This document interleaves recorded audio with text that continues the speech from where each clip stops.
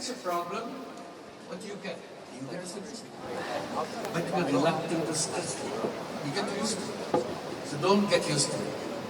If you're used to it, the world will be better. But if you scratch it, not only one solution, hundreds of solutions. Thank you. Can you share maybe what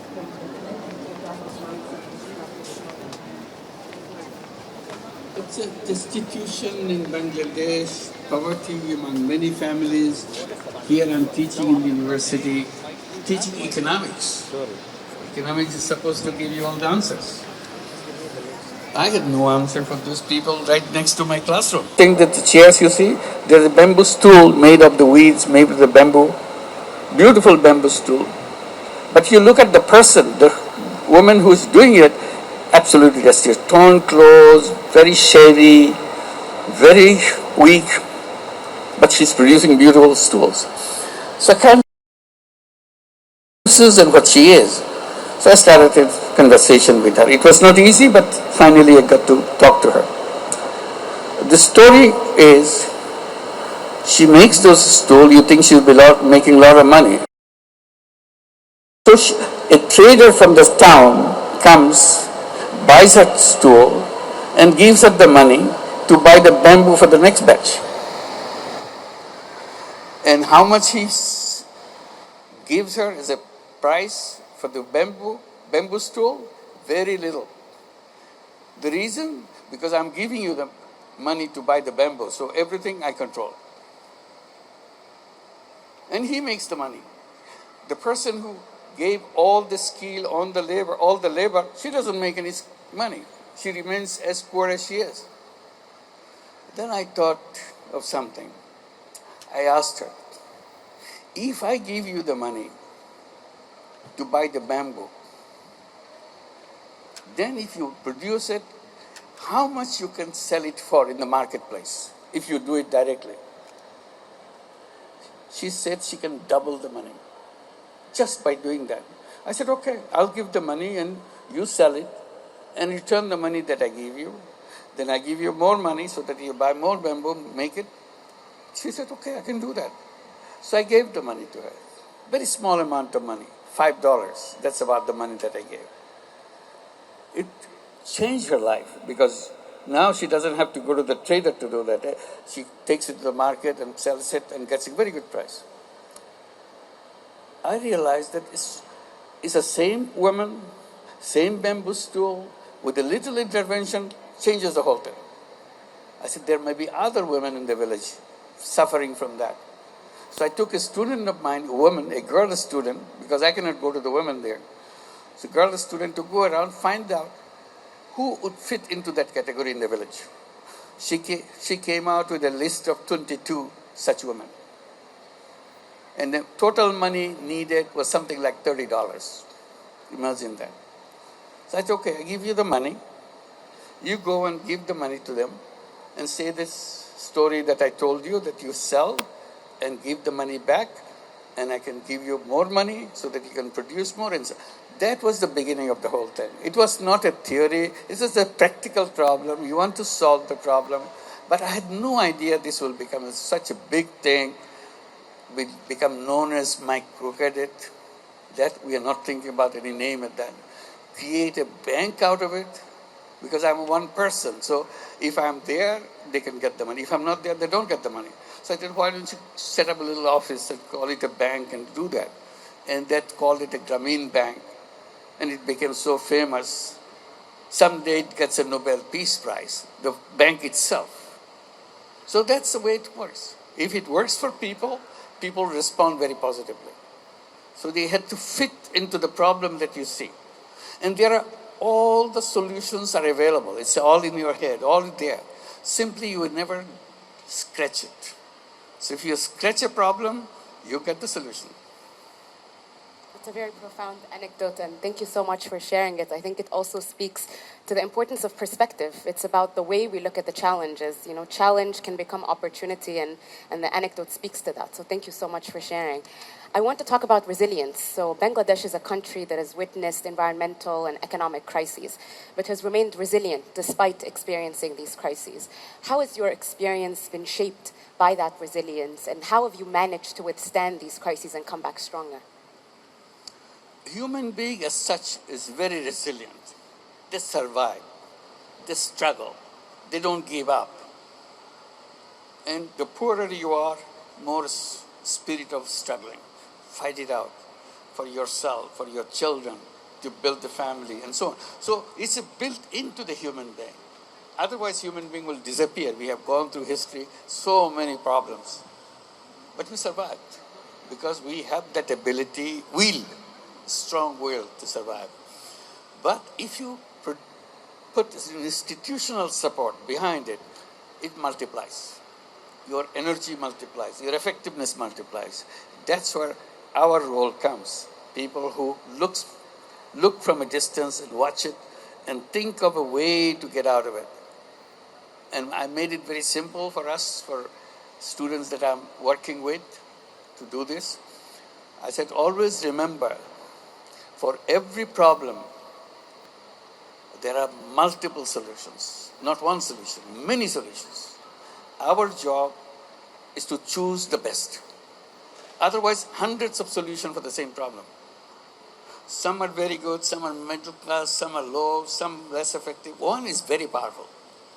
So you can start anyone. It will work, but may not work very well. But you have the patience to study, look at the one which works beautifully and applies to many rather than few.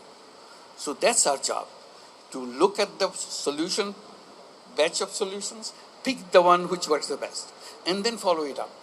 If you multiply, if you found solution for one person, it worked. I can guarantee you it will work for the second person too.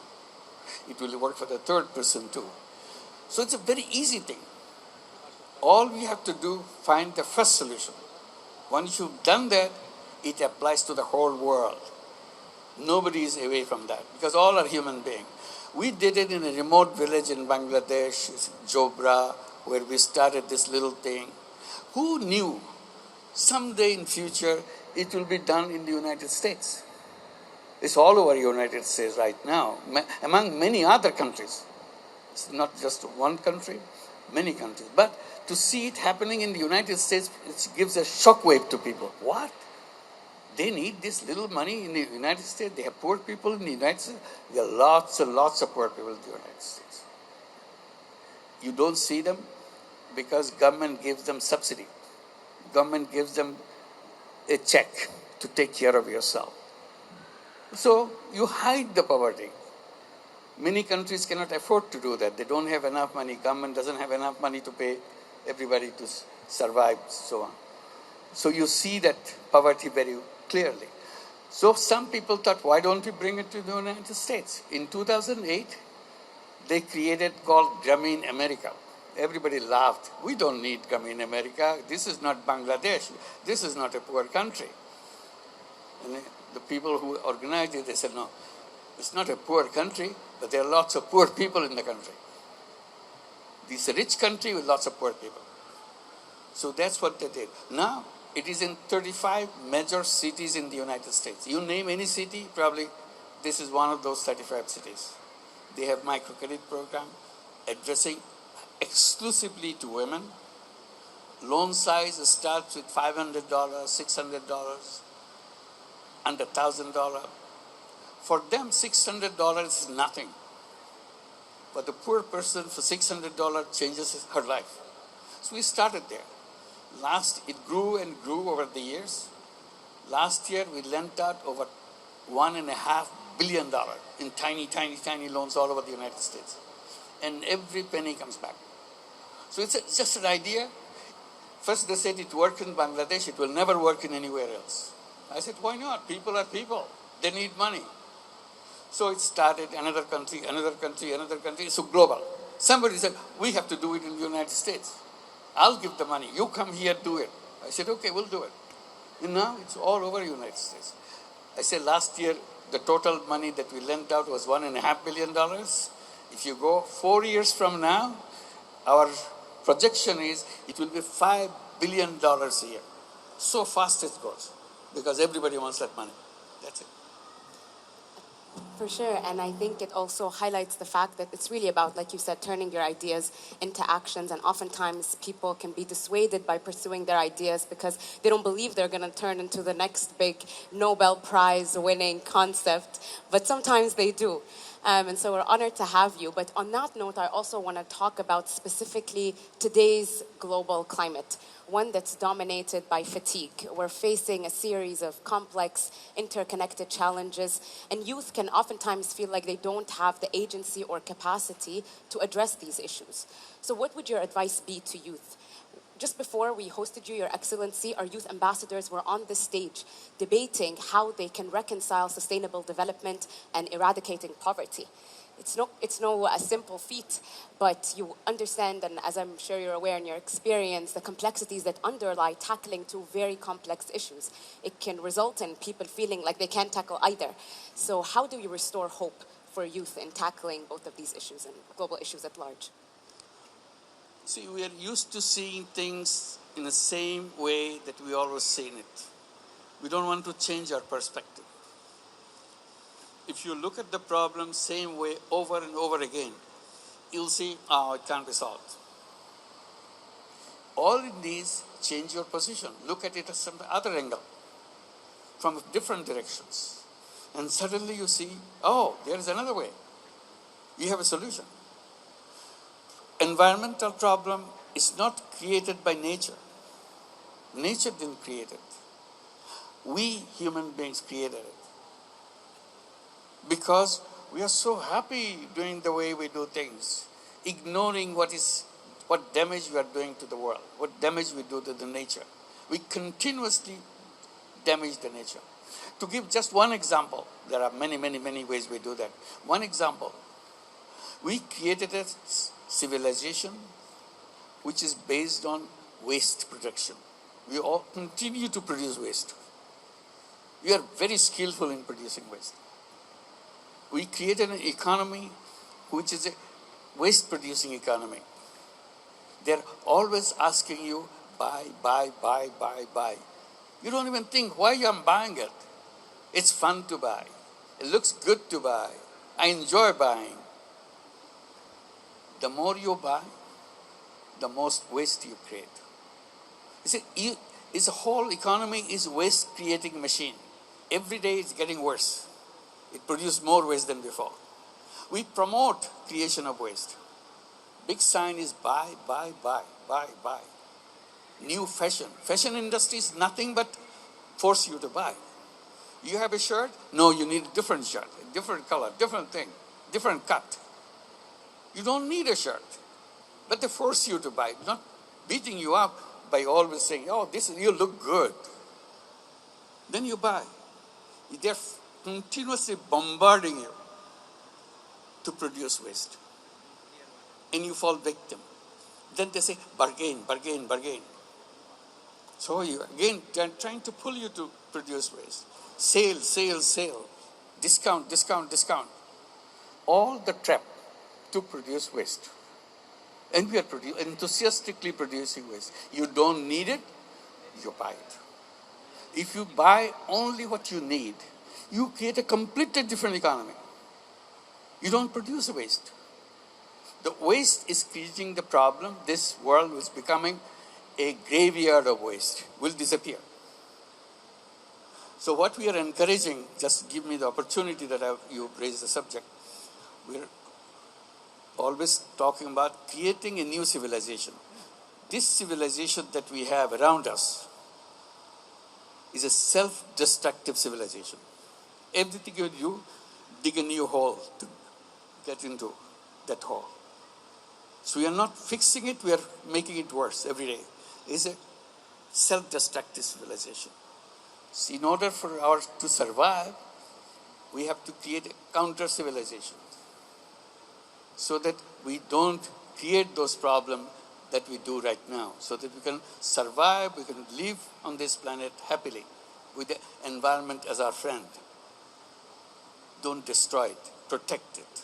We become the protector of the environment. So I said that new civilization that we'll be creating, getting out of this self-destructive civilization, will be characterized by 3 zeros. So we keep talking about the 3 zeros repeatedly. This is where we have to go. No option. Zero net carbon emission. We have to stop the carbon emission because it will destroy otherwise. Zero wealth concentration. All the wealth we make, where do the wealth go? To the top. To the few people at the top. Everywhere. Any country, any place you go, you generate wealth. Wealth doesn't stay on the ground. It always goes to the top. And gradually, today, say, 10% of the people own 90% of the wealth of the world. Tomorrow, 5% of the population of the world will own 99% of the wealth of the world. What kind of world will that be? That we create, we work very hard, and it goes to only few people. That is a self-destructive system because it cannot continue that way. That some one person owning everything, ultimately. This is what do we all do? We work very hard, produce wealth, but it goes to the somebody one up there. So we have to redesign it, system where wealth will not go upwards, wealth will come downwards, so that it can be shared by everybody, where everybody is. It's possible. That's one thing that we have been talking about, promoting, how to make sure everybody has access to the wealth, not just few people.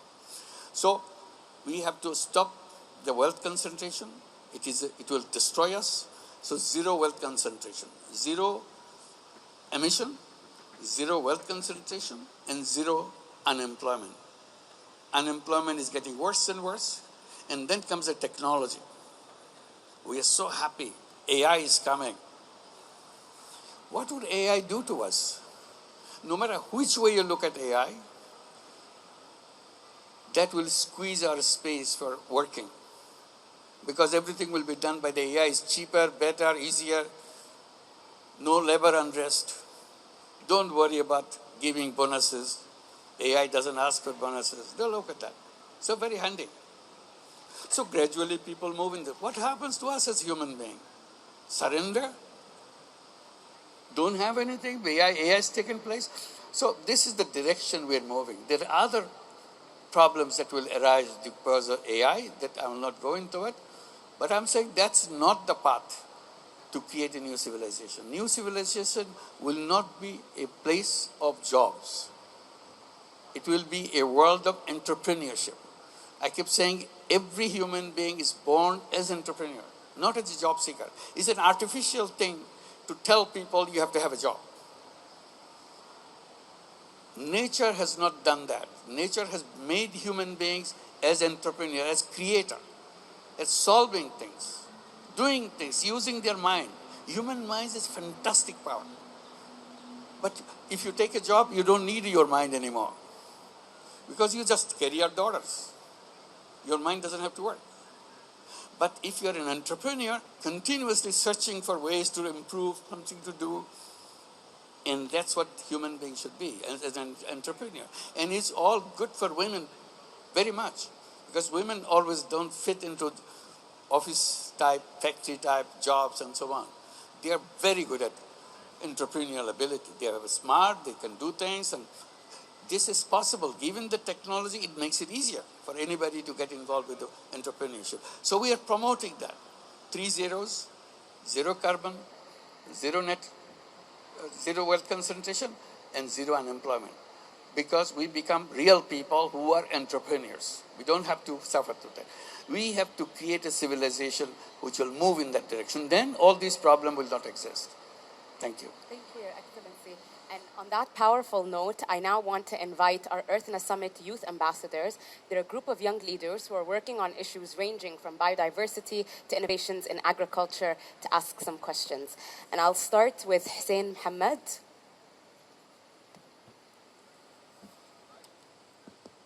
Is it working? Yes. So I wanted to ask, what is some advice for youth-led economic initiatives so that they're thriving, especially in regions that are vulnerable economically and environmentally with shocks? said something already, but I'll repeat. One, don't look for jobs. Again? Sorry. Don't look for jobs. Don't look for jobs. Don't look for jobs. Okay. Be entrepreneur. Okay. Solve problems. When you're an entrepreneur, you have two options. Usually they tell you you have one option, make money. If you're an entrepreneur, you're supposed to create a business and you make money. I said, that's an old-fashioned idea, make money. Making money is fun. I'm not discouraging it. There are more fun of doing something else. What we call creating social businesses. Businesses to solve problems, rather than just make money for myself. And people say, why should I do something for making other people benefit from it rather than me? I would rather have more money. That's happiness. More money I make, more happy I get. So I tried to explain it by saying, making money may be happiness, but making other people happy is a super happiness. You have to try it out. Try both ways. Try a business to make money, create a business to solve problems. There are so many problems of the people. Environment is a problem. You can create a business to help the environment. And that will be a social business because you don't want to make money for yourself. You are doing it as a business so that it is sustainable. You can return the money to reinvest it so that you can expand it. So that's a social business. So I will encourage that this could be one way to become protecting the planet by creating social businesses, entrepreneurship, social business, and we encourage young people particularly. See if you fit into that category. Young people meaning 12 years to 35. If you the age group, just arbitrarily we say this is the young people. If you are young people, you can create a 3-0 club. 3-0 club. Take 5 of your friends with the same age group, create a club of 5 people. And promise within the club that we all 5 will become 3-0 people, 3-0 persons. Meaning each one will promise, I will not contribute to global warming. It will be zero emission. So I cannot change the world, but I can change myself. I will not do anything which will add to emission. So I figured out, what do I do every day which adds to emission? So I see, I do this, it adds to emission. I do this, it adds to emission. So gradually I said, I will not do all the 10 different things which add to emission. I'll do only 9. And if you succeed, I said, I'll do 8, 7, and so on. Finally, 0. I don't do that. I will not do anything which will lead to wealth concentration. And then I figured, what do I do to submit to the wealth concentration? And I want to stay away from that. I should not be the cause of the problem of the planet. I will be the solution of the planet, not the problem of the planet. And I will not do anything which will lead me to become seeking employment. I will become an entrepreneur. So ultimately, goal is to make myself 3-0 persons. I'm not the person responsible for causing all these problems. So I'm free. All 5 of us are free. If we can become 3-0 person in a 1 3-0 club, 2 3-0 club, 10 3-0 clubs, the world would be a 3-0 world. It's possible. Problem and the solution lies with me. I create the problem, I stop the creation. Whatever I have already created, I solve it. So this planet is a livable planet. It continues with happiness. That's it. Thank you. Thank you. Thank you. Ambassador that will be asking a question is. Okay, go ahead. Okay. Hello, my name is Asmahan, and my question is, in your opinion, what are the 3 biggest challenges to advancing a future that is fair, resilient, and sustainable? What are the... Sound is- Okay, so what are the 3 biggest challenges to advancing a future that is fair, resilient, and sustainable? Yeah, I just gave that answer. To make it a sustainable world, the first step to do, I become a member who is contributing to sustainability to the world. I'm not waiting for the big leaders to decide in a big conference, in the big summit to decide. Before they decide, I decide. This is my planet. I want to make sure I do not contribute to the problem because I'm the cause of the problem. If I don't cause the problem is solved. So that's the direction I'm trying to encourage young. And young people love that, to be active and participate. They don't want to see this planet disappear or this planet make so much harm to the people. Young people don't want that. They think differently than the older generation.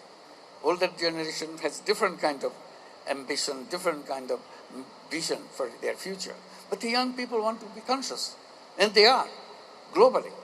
Because of the technology, because of the closeness of each other, they want to encourage each other and make sure they protect the safety of this planet to survive. The way we are going now, there is no chance of survival. It's not possible. So that's why I'm saying we have to reverse the process. And that's where we are talking about creating a new civilization. I say it very strongly because without creating a new civilization, new way of thinking, new way of doing, that's a new civilization. This cannot be stopped. We are in a disaster path. We are coming closer and closer every day. We don't want to go that way. We want to turn around to make sure we are in a safe path, not a danger path. That's it. Thank you. Thank you, Your Excellency, and thank you, Asmahan. We'll take one last question in this discussion. Please raise your hand and you can get the final question.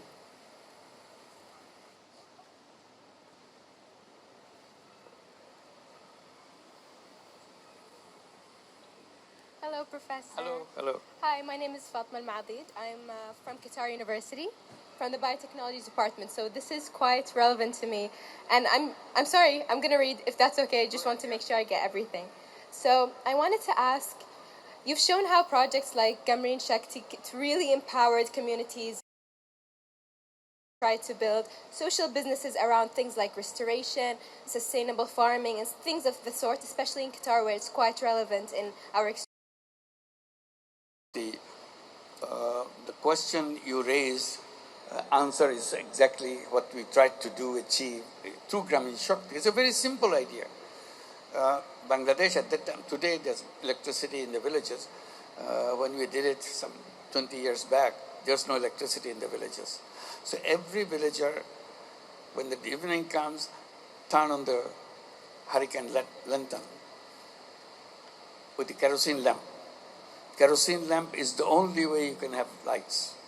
And the families, destitute families who have difficulty buying kerosene, they will finish their dinner before the sunset so that they don't have to resort to kerosene or light. They can't afford it, so save money. So that's the situation in Bangladesh. We looked around. In the meantime, something happened, something called solar energy. The first time we heard about it, solar energy, 30, 40 years back. Solar energy, so we studied that. Solar panel. My God, you can create energy, you can create power by solar panels. So we started inquiring about it and bought some solar panels from the international sources. Try it out. Can we do it affordable way for the villagers so that they can have electricity of their own? They will be producing their own electricity. Once we test it out, it worked. So we go to the houses, everybody, every family. We said, how much money you spend on kerosene every month for your lighting? They say, well, I spend X amount of money. Every month, there's a standard. I have to spend it because my family needs a light about this. I have several lanterns to do that, several lamps. So we go house by house and give them a message. We'll bring electricity for you. Oh, it will be very expensive. We cannot afford it. We said, okay, we'll make it easy. How much money you spend on kerosene every month? Well, she quickly says, oh, this is the money we spend every month. Give that money to us. That's all. You're not making extra money, spending extra money. We give you electricity, more light than your kerosene lamp. If you don't like it, we'll take it back, return your money, you go back to your kerosene. How can they refuse it? It's such an easy thing. Everybody loved electricity. They said, okay, we'll try. If it doesn't work, give it back to us. Very easy. And people started agreeing to that. And we started installing solar panels and everything. And everybody started. You know, the light is such a powerful thing, you don't realize it now. When it's all dark, in the villages of Bangladesh, those days it's all dark. If there is one electric bulb anywhere in any direction, you can see it from miles. And everybody says, what happened to that village? They have electricity. How can they have electricity? What? They brought electricity. They produced their own electricity. And say, why don't we have it in our village? So everybody comes to us. Bring us to us. And very quickly, we had millions having this solar energy and so on. It's a very simple idea. It's not a complicated thing. I didn't invent solar panel. Somebody did it. All I'm saying, bringing it to replace the kerosene lamp. So all the problems you see, from another angle, you see it's a very simple thing. Microcredit is a very simple thing. You say, oh, what is this big discovery that you have to give a Nobel Peace Prize for that? Anybody could have done that. But anybody doesn't do it. That's the problem. If you have done it, you would have gone to the Nobel Peace Prize. But nobody does it. Things are very simple. Simply, we think in a complicated way. That's our problem. If we think in a simple way, we found the solution. And all you have to do now, repeat. All solutions is about repetition. Solution comes very easy. Repetition, you get tired. You say, oh, no, I've done it, it's worked, it's all right. You give up. Don't give up. Pursue it. You can change the whole world by just one tiny little thing. Every one of you, every one of human beings can change the world. Just one tiny little thing. You just concentrate one little problem and make sure you have the solution. If you have the solution, the world will be changed completely. That's the way. It's easy. Thank you. Your Excellency, this was really powerful. Thank you so much for making the time. I feel inspired. Our youth ambassadors are inspired. Our audience is inspired. Thank you for sharing your insights. And I encourage you all to continue thinking about these questions beyond the session. And just join me in thanking His Excellency for